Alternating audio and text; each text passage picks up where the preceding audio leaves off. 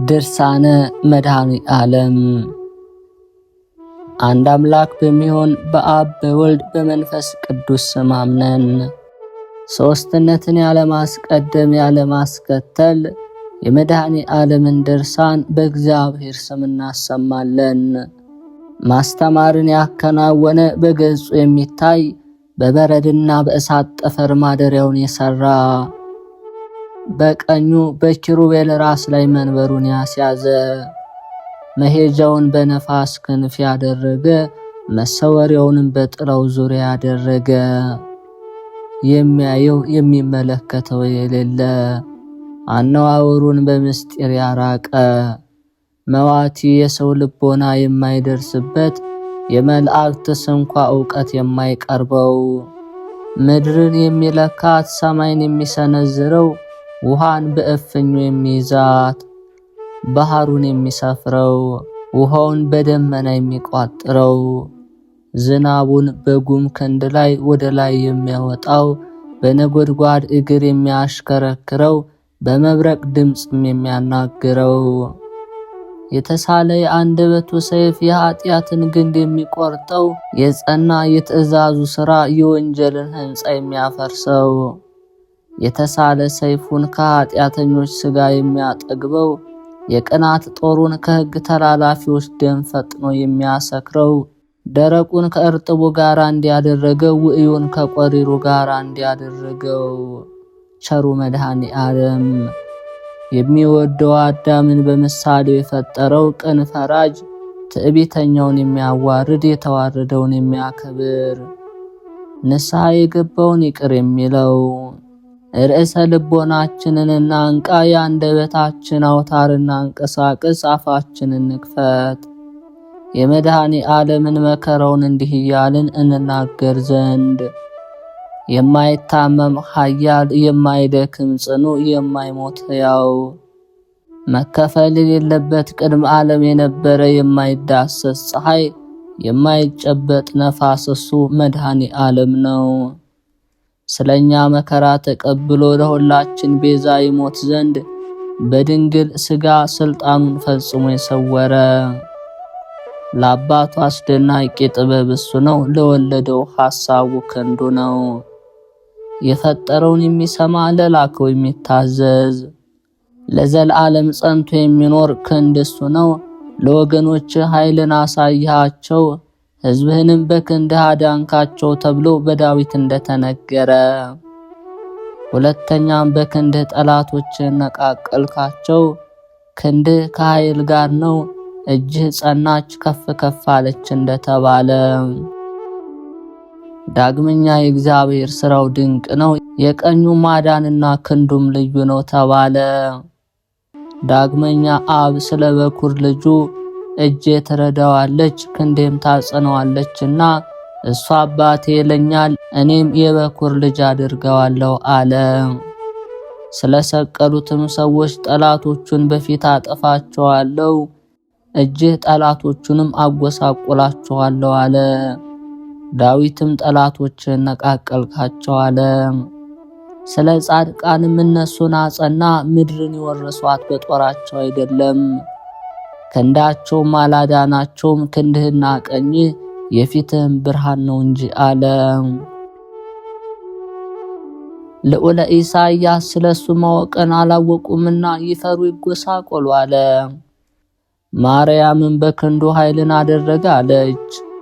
በነቢይ እግዚአብሔር የምስጋናውን ቃል ያሰማል፣ የመዓቱን ክንድ ያሳያል፣ የሚባላ እሳትም ያነዳል እንደተባለ ይህ መድኃኒታችን ነው። ኢሳይያስ ስለሱ በኢየሩሳሌም በምድረ በዳዋ ደስታ ይመነጫል፣ እግዚአብሔር ይቅር ብሏታል አድኗታልምና፣ ክንዱም በአሕዛብ ፊት ጽኑ ነው። ዳግመኛ ቤቱ ምስክርነታችን ማን ያምነናል? እግዚአብሔር ክንዱ ስለማን ተገለጸ አለ። የመድኃኒታችን የሞቱ የሕማሙ ነገር ያች ዕለት ሌሊቱን ሁሉ ሲደበድቡት በጥፊ ሲመቱት አነጋ። ከዚህ በኋላ በሚሞትበት ገንዘብ የሐሰት ምስክሮችን በእርሱ ላይ አቆሙበት። እሱ በራሱ በዳዊት አንደበት የአመጽ ምስክሮች በእኔ ላይ ተነሱብኝ ብሎ እንደተናገረ ዳግመኛ የአመጽ ራስ የምትሆን ሐሰትን የሚናገሩ በእኔ ላይ ቆሙ አለ። በነጋ ጊዜ ወደ ሹሙ ወደ ጲላጦስ ፊት አቀረቡት፣ በፍርድ አደባባይ አቆሙት። እሱም መረመረው፣ በላዩ በደል አላገኘበትም። ብዙ ነገር እሺ በጀ ባሰኙት ጊዜ በመግረፊያ ይገርፉት ዘንድ አዘዘ። እሱ ራሱ መድኃኒታችን በነቢዩ ኢሳይያስ አንደበት እኔ አልክድም አልከራከርም፣ ጀርባዬን ለግርፋት ፊቴን ለጥፊ ሰጠው፣ ከርኩስም ምራቅ ፊቴን አልመለስኩም ያለውን ይፈጽም ዘንድ። ይሁዳም አይሁድ በእግዚአብሔር ልጅ ላይ ይህን ሁሉ በደል እንደፈጸሙበት ባየ ጊዜ ታላቅ ፍርሃት ፈራ፣ ድንጋጼም ያዘው። ወደ ሊቀ ካህናቱ ሄዶ ጻድቅ ሰው ስላስገደልኩ ንጹሕ ደም ስላስፈሰስኩ ተጸጽቻለሁ አለ። ሁሉም ካንተ ጋር ምን አለን? ትናንትና አንተ በ30 ብር ለኛ እንደሸጥክልን ወቅ አሉት። ይህም በተናገሩ ጊዜ ያን የያዘውን ብር በምኩራብ አፈሰሰ። ሄዶም ገመድ አንስቶ ታንቆ ሞተ። የሙዳየ ምጽዋትን ገንዘብ የሰረቀ ይሁዳ አንተ ስስታም ነህ። እናትህን ያገባ አንተ ርኩስ ነህ። መምህርህን የሸጥከው አንተ ርጉም ነህ። አባትህን የሰለብክ ታንቀህ የሞትክ ክፉ ነህ። ስለ አንተ ጠዋት ይፈጠራሉ ከነሱ አንዱ አይኖርም ተብሏልና። መዓልትም የተባለች ሐዋርያት የተፈጠሩባት ወንጌል ከነሱ አንዱ አይኖርም ያለው ቃየልና ኤሳውን የተከተላቸው ይሁዳ። ቃየል አቤልን ለመግደል ኤሳውም ያዕቆብን ለመግደል ጨካኝ እንደሆነ ይሁዳም ክርስቶስን ለመግደል ጨካኝ ሆነ። ቃየል የወንድሙን ሚስት ቀማኛ እንደሆነ ኤሳውም የወንድሙን ማዕድ ቀማኛ እንደሆነ ይሁዳም የአመጽን ብር ቀማኛ ነውና። ኤሳውን አንነቅፈውም የሚሉ አሉ፣ ኢዮብና ሐዋርያው ማቲያስ ከእርሱ ተገኝተዋልና። እኛ ግን እግዚአብሔር ማንን ይወዳል ማንን ይጠላል እንላለን። ለርብቃ ያዕቆብን ወደድኩ ኤሳውን ጠላሁ ብሏታልና። ከእርሱ ስለሚወጡ ጻድቃን ልጆቹ እንደሆነ እውነት ነው። ናኮር የወለደው ጣዖት የሚያመልክ ታራ አብርሃምን ወለደው። ይስሐቅም ኃጢአተኛ ኤሳውን ወለደው። ጌታችንም እናቱን በመስቀል አንጻር ከሚወደው ደቀ መዝሙሩ ጋር ቆማ ስታለቅስ አይቷት፣ አንቺ ሴት እነሆ ልጅሽ ብሎ መለሰላት። ደቀ መዝሙሩንም እነኋት እናትህ አለው። ከዚያች ሰዓት ጀምሮ ይህ ደቀ መዝሙር ከቤቱ ወስዶ አስቀመጣት።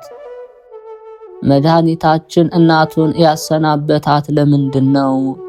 በጦር ሲወጉት እንዳታይ አይደለምን? ልጇን ሲወጉት በዓይኗ ብታይስ ኖሮ በእጇ በታነቀች ነበር። ስለዚህ አውቆ አሰናበታት።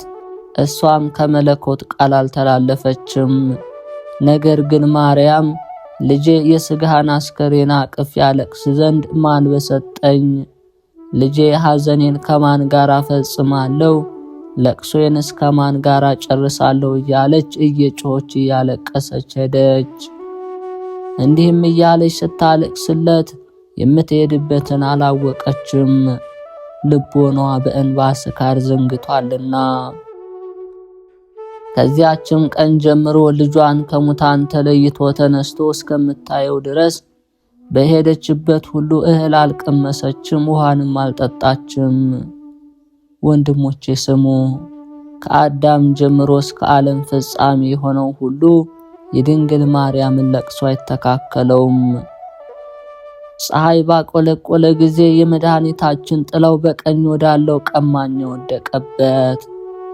በዚያን ሰዓት መንፈስ ቅዱስ ባንደበቱ አደረ። በግራው ባለው ሽፍታ እርኩስ መንፈስ ባንደበቱ አደረበት። በመድኃኒታችን ላይ የእግዚአብሔር ልጅ ከሆንክ ከመስቀልህ ውረድ፣ እኛም እናምንብህ ዘንድ አውርደን እያለ ይዘብትበትና ይሳደብ ጀመር።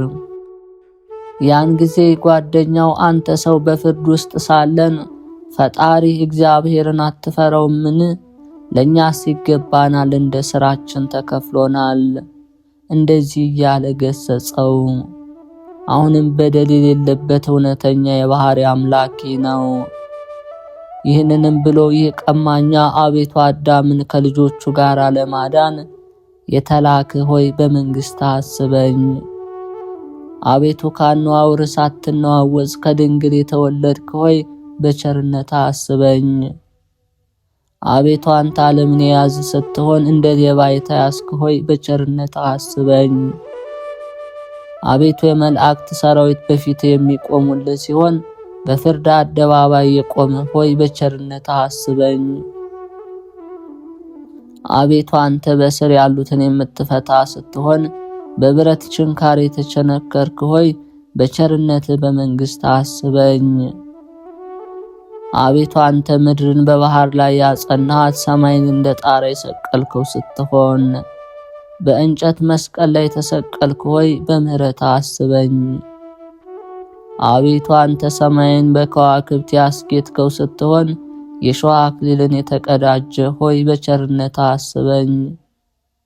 አቤቱ አንተ የክብር ባለቤት የትዕግስት መከማቻ ሆይ በቸርነት አስበኝ። አቤቱ በመንግሥት በምትመጣ ጊዜ በቸርነት አስበኝ።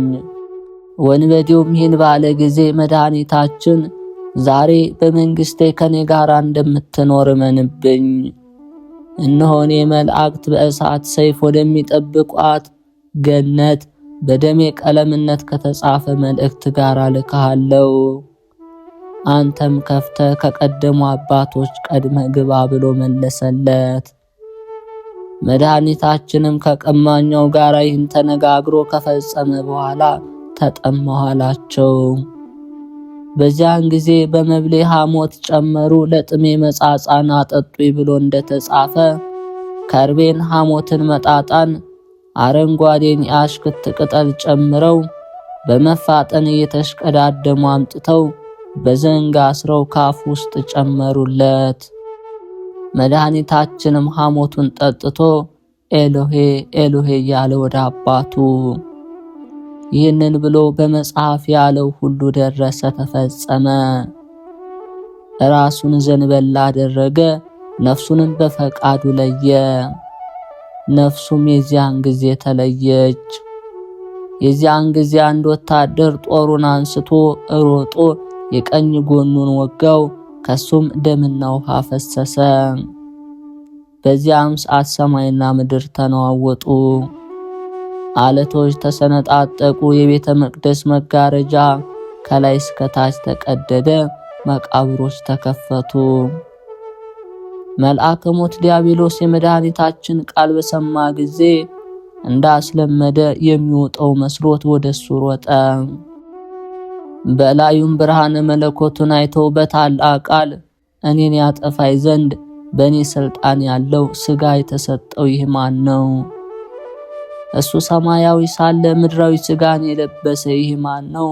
ኃጢአት ሳይሰራ የሞተ ይህ ማን ነው? በብርሃኑ ብዛት ጨለመውን እውር ያደረገው ይህ ማን ነው? ለወገኖች የሰለጠነባቸው ዘንድ ያልተወ ይህ ማን ነው? በስልጣን ተይዘው የነበሩ ነፍሳትን ወደ ላይ ያወጣል እንጂ። የበረታ መልአከ ሞትም ጽኑ በሚሆን በመለኮት ስልጣን ተይዞ ጮኸ። ሁለተኛ መንካት የማይቻለ ይህ ማን ነው? የማይወገድ ብርሃን የከበበው ይህ ምንድነው? ከሱ የተነሳ ከወገኖቹ ተለየው፣ በእነሱ ላይ የማጠፋው የለኝም አለ። መድኃኒታችን ሞቷልና ሙሽራኔ ከኛ ጋር አልቅሽ። ወልድ ወንድምሽ ወዴት ሄደ? ካንቺ ጋር እንፈልገው ዘንድ ነይ። ሙሽራይቱን ፈለግኩት አላገኘሁትም፣ ጠራሁት አልመለሰልኝም። አሁንም ወንድሜ ወልድ በበረሃ ካሉ እንጨቶች እንደንኮይ ነው። ከእናቴ ቤት እስካገባሁት ጊዜ ድረስ ያስኩት አልተወውም እያለች ትመልሳለች። ልቡ ደስ ወደ ተሰኘበት ጊዜና መከራ በተቀበለበትም ቀን እናቱ በዘውድ ያቀዳጀችው መድኃኒታችን ኢየሱስ ክርስቶስን አይተሽ ኢየሩሳሌም ነው ያልቅሽለት። ሰርጉ የተባለ ምንድነው? የሞት ጽዋ አይደለምን? ደስታውም በጎቹን ከተኩላ አፍ ከነጣቂ ከተራበ አንበሳ አፍ ማዳን ነው። ከእናቴ ቤት እስካገበው ድረስ ማለቷን በመቃብር ማደሩን ትናገራለች። በመድኃኒታችን ሞት በአንድነት እናለቅስ ዘንድ ቅዱሳን ኑ። አሁንም መድኃኒታችን ሞቷልና ፍጥረታት ሁሉ ያለቅሳሉ።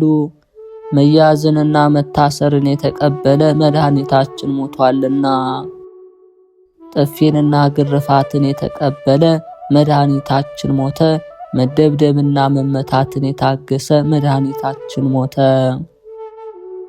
ሄኖክ እግዚአብሔር በሴም ቤት ይደር ብሎ አብ ስለሱ የተናገረለት የመድኃኒታችን ሞቱን ታይ ዘንድና፣ አብርሃም ቃል ኪዳን የገባልን የመድኃኒታችን ሞቱን ታይ ዘንድና፣ ይስሐቅ ከሰይፍ ቤዛ የሆነ መድኃኒታችን ሞቱን ታይ ዘንድና፣ ያዕቆብ በበረሃ የታገለ የመድኃኒታችን ሞቱን ታይ ዘንድና፣ ኢዮብ በደመና የታየ የመድኃኒታችን ሞቱን ታይ ዘንድና፣ ሙሴ ስለሱ እንደኔ ያለ ነብይ ይነሳል ብለ የተናገርክለት የመድኃኒታችን ሞቱን ታይ ዘንድና፣ ዳዊት እነሆ በኤፍራታ ሰማነው በበረሃ ዛፍ አገኘነው ብለ የተናገርከው የመድኃኒታችን ሞቱን ታይ ዘንድና፣ ሰለሞን ከብዙዎች እስራኤል የተወለደ ብለ የተናገርክለት የመድኃኒታችን ሞቱን ታይ ዘንድና፣ የቀድሞ አባቶች ነቢያት ሁላችሁ ሐዋርያትም ከፋራን ተራራ ከቴማን ይመጣል ያላችሁት የመድኃኒታችን ሞቱን ታዩ ዘንድኑ። ኢያቄምና ሐና ሆይ የልጃችሁን ለቅሷን የልቧንም መዘንጋት ታዩ ዘንድኑ።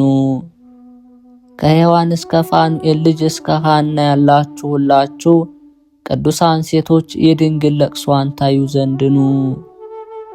ልጇ በእንጨት መስቀል ላይ ሞቷልና የለመለመ የሥጋ ሞት ሕንጻ የተጀመረበት የአቤል ተከታዩ ከጎኑ የፈሰሰው ደም ሔዋንን ከጥፋት ያዳናት የተገደለ መድኃኒታችን ነው። የናቡቴ ጓደኛ የተገፋው መድኃኒታችን ነው። አቤል ስለ ሚስቱ ሞተ፣ ናቡቴም ስለ ወይኑ ቦታ ሞተ። መድኃኒታችን ግን በቀኙ ያነጻት ስለ ቤተ ክርስቲያን ሞተ። ነፍሳችሁን ይወስዷታልና መውረዱንም አላወቁምና ስለ ወገኖቹ ኃጢአት እስከ ሞት ደረሰ ብሎ ስለሱ የተናገረ አባቱን እንስማው። ሙሴም እሱን ያውቁት ዘንድ አላሰቡትም፣ በሚመጣበት ቀንም አላወቁትም አለ።